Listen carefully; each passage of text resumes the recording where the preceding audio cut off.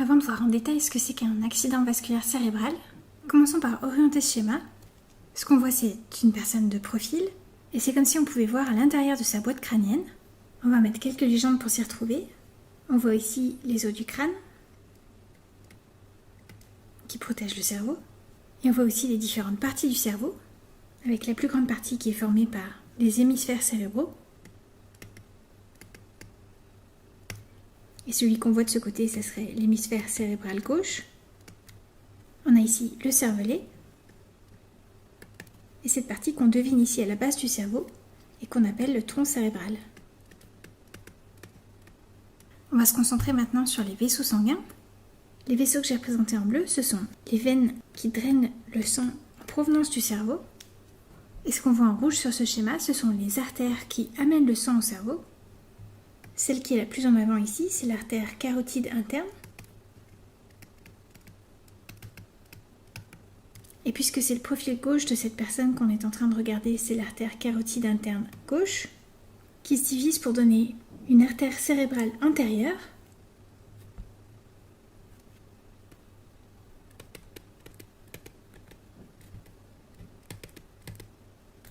et une artère cérébrale moyenne,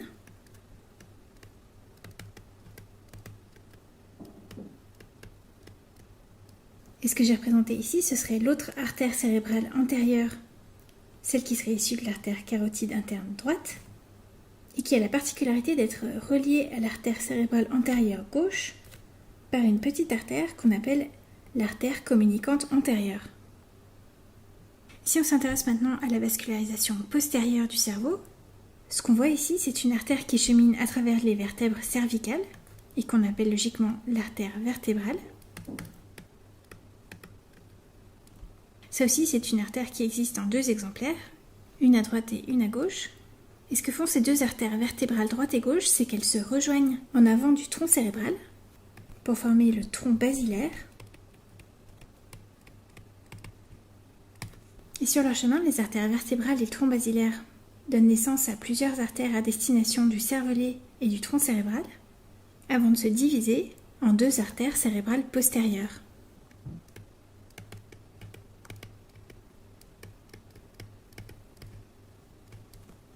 Et ce qui relie ces deux systèmes artériels l'un à l'autre, celui issu des artères carotides internes et celui issu des artères vertébrales, ce sont deux petites artères qu'on distingue ici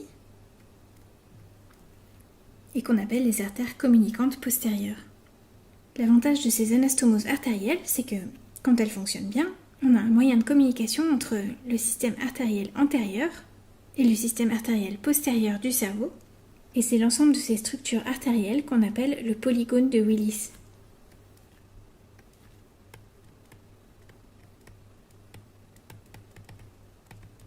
Donc maintenant qu'on a parlé des principaux vaisseaux sanguins du cerveau, venons-en à ce que c'est qu'un AVC, autrement dit un accident vasculaire cérébral.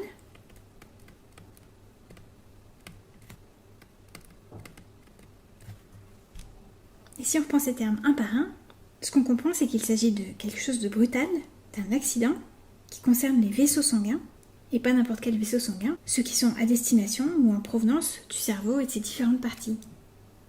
Le nom qu'on donne parfois aux accidents vasculaires cérébraux dans le langage courant, c'est ce qu'on appelle une attaque. Et là aussi, ce qu'on voit bien, c'est qu'il s'agit de quelque chose de brutal, parce que le point commun de tous les accidents vasculaires cérébraux, c'est qu'on a d'un seul coup une interruption du flux sanguin.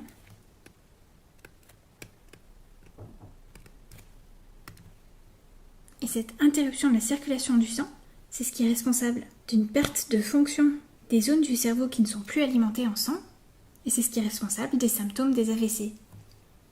Si on fait un peu de place, ce qu'on va voir maintenant, c'est qu'il y a plusieurs sortes d'AVC. En fait, il y a deux grandes catégories d'AVC qui n'ont pas le même mécanisme. Et le premier type d'AVC, qui est aussi le plus fréquent, c'est quand, sur le chemin de la circulation du sang, on voit se former un caillot, et c'est ce caillot de sang qui bloque la circulation du sang dans ces vaisseaux. Disons que par exemple, c'est quelque chose qui se passe au niveau de cette artère cérébrale antérieure. Disons qu'un petit caillot de sang est venu se bloquer par ici.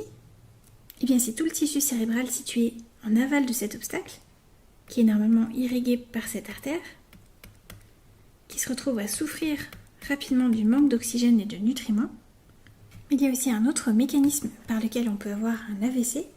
C'est le cas quand la paroi d'un vaisseau se rompt et laisse s'échapper du sang.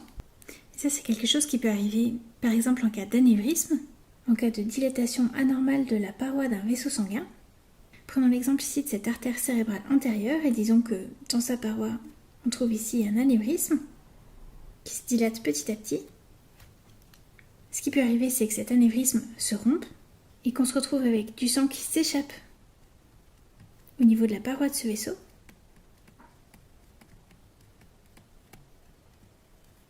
Et donc ce qui se passe, c'est que non seulement, puisqu'on a cette fuite de sang à cet endroit-là, le tissu cérébral situé en aval de cette fuite de sang n'est plus irrigué correctement, mais en plus on a cette collection de sang qui se crée ici et qui repousse le tissu cérébral, ce qui cause encore d'autres dégâts. Et ces deux sortes d'AVC, c'est ce qu'on appelle, dans le premier cas, un AVC ischémique.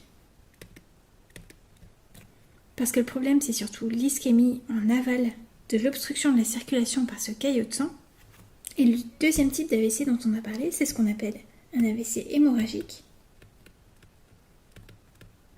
dans lequel il y a aussi une partie du cerveau qui souffre d'ischémie, mais on a en plus cette collection de sang, cette hémorragie, à l'intérieur de la boîte crânienne. Dans les deux cas, les symptômes sont très rapides, parce que le point commun aux accidents vasculaires cérébraux, c'est que comme le flux sanguin est interrompu, le flux sanguin à destination des neurones, eh bien, ils se mettent rapidement à manquer de deux choses vitales pour eux, qui sont l'oxygène et le glucose. Et dès quelques minutes d'interruption du flux sanguin, les neurones commencent à souffrir de ce manque d'oxygène et de ce manque de glucose, et commencent à mal fonctionner, ce qui donne des symptômes de façon brutale. Et les symptômes des AVC peuvent être très variés parce que tout dépend de l'endroit où s'est produit cette interruption du flux sanguin. On va prendre quelques exemples pour essayer d'y voir plus clair. Si on reprend l'exemple d'un petit caillot de sang, et disons que cette fois-ci il vient se loger au niveau de cette artère cérébrale moyenne, ça veut dire que dans les quelques minutes qui suivent, les neurones qui sont situés dans la région normalement irriguée par cette artère se retrouvent à souffrir du manque d'oxygène et de glucose.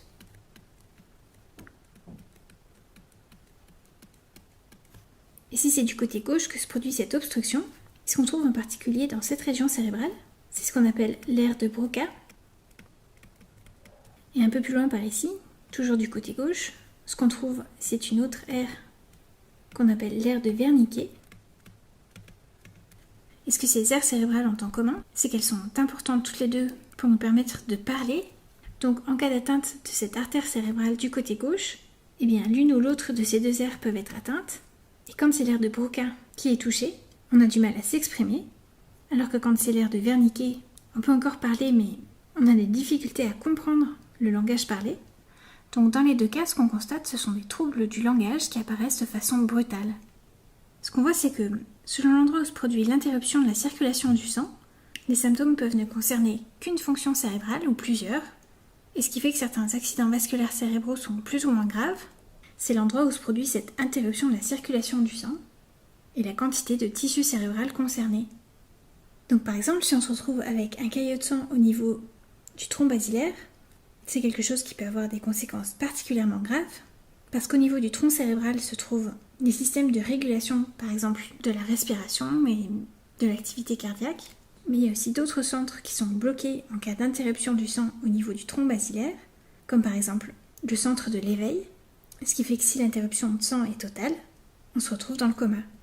Donc dans ces cas-là, on se retrouve avec des dégâts au niveau du tronc cérébral.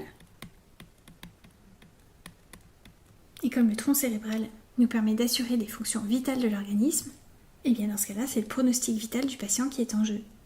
Alors que si on a un tout petit caillot de sang qui se loge, par exemple dans cette artère-ci, ou loin à l'extrémité de celle-là, et bien on se retrouve avec une petite région du tissu cérébral qui souffre à cause de la présence de ce caillot.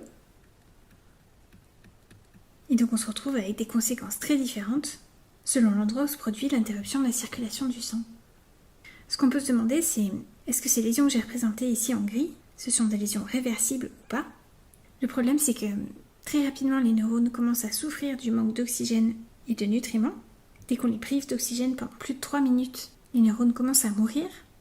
Et comme il y a ces systèmes d'anastomose artérielle à différents endroits du cerveau, il y en a aussi par exemple entre certaines branches issues des artères cérébrales antérieures et d'autres issues des artères cérébrales moyennes. Donc grâce à ça, il y a des zones qui peuvent être quand même partiellement alimentées en sang. Et si on arrive à éliminer ces caillots par des traitements médicamenteux, ou parfois même en passant à l'intérieur des vaisseaux pour aller les récupérer, et à condition de faire ça très rapidement après le début des symptômes, on peut éviter un certain nombre de séquelles suite à un AVC. Mais ce qui est important de se demander, c'est pourquoi se sont produits ces caillots? Parce que ce qu'on voudrait éviter, c'est que, après avoir rétabli la circulation du sang, d'autres caillots viennent se former à nouveau. Donc ce qu'on cherche en cas d'accident vasculaire cérébral, c'est quelle est la cause de cet AVC. Et il arrive souvent que ce soit le cœur qui soit à l'origine de la formation de ces caillots. En particulier quand le cœur bat de façon irrégulière, qu'il présente une arythmie qu'on appelle une arythmie par fibrillation auriculaire. On dit aussi fibrillation atriale. En fait, ce sont les oreillettes du cœur qui se contractent de façon anormale, et parce que leur contraction est en quelque sorte désordonnée, eh bien c'est quelque chose qui favorise la formation de caillots à l'intérieur du cœur, et une fois que ces caillots sont formés, ils peuvent se retrouver éjectés dans la circulation sanguine et venir se bloquer dans la circulation cérébrale. Une autre cause fréquente d'AVC, ce sont les lésions d'athérosclérose.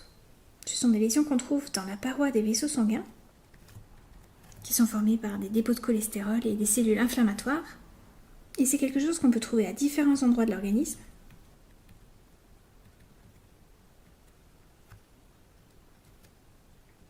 Et le problème, c'est que toutes ces petites plaques n'ont pas la même structure que la paroi normale des vaisseaux.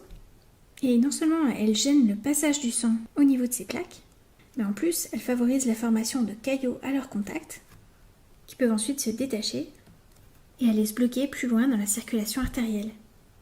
Et si par chance un caillot ne se bloque que de façon transitoire, ça peut arriver que l'organisme arrive à se débarrasser de ce caillot de sang s'il n'est pas de taille trop importante. Dans ces cas-là, c'est ce qu'on appelle un accident ischémique transitoire.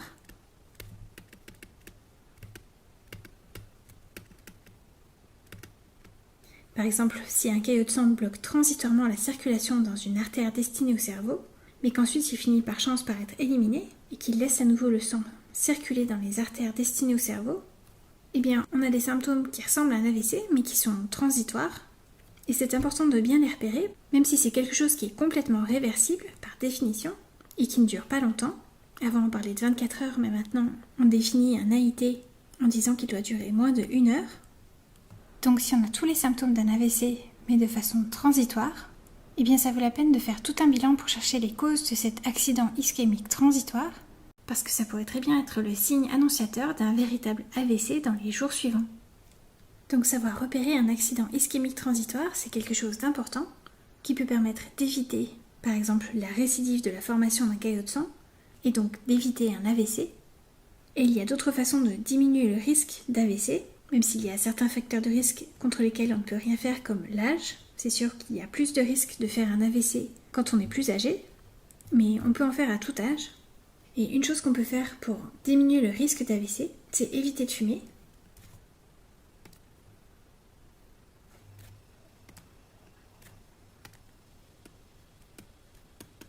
Parce qu'on sait que le tabac abîme les parois des vaisseaux sanguins. Et une autre chose qui fragilise les parois des vaisseaux sanguins, c'est l'hypertension artérielle. Donc ce qu'on voit, c'est qu'il y a certains facteurs de risque d'AVC qui sont connus et que dans l'idéal on peut éviter ou traiter, mais parfois on n'arrive pas à empêcher un accident de se produire. Dans ces cas-là, s'il est transitoire et spontanément réversible, il ne faut pas pour autant le négliger, parce que ça peut être le signal d'alarme qui prévient de l'imminence d'un AVC. Et si malgré tout un AVC se produit, ou qu'on a l'impression d'être en face d'une personne qui fait un AVC, même si on n'est pas très sûr, il faut prendre un avis en urgence, parce qu'on sait que dans certains cas, on arrive à traiter la cause de cet AVC, ce qui permet dans l'idéal d'en limiter les séquelles.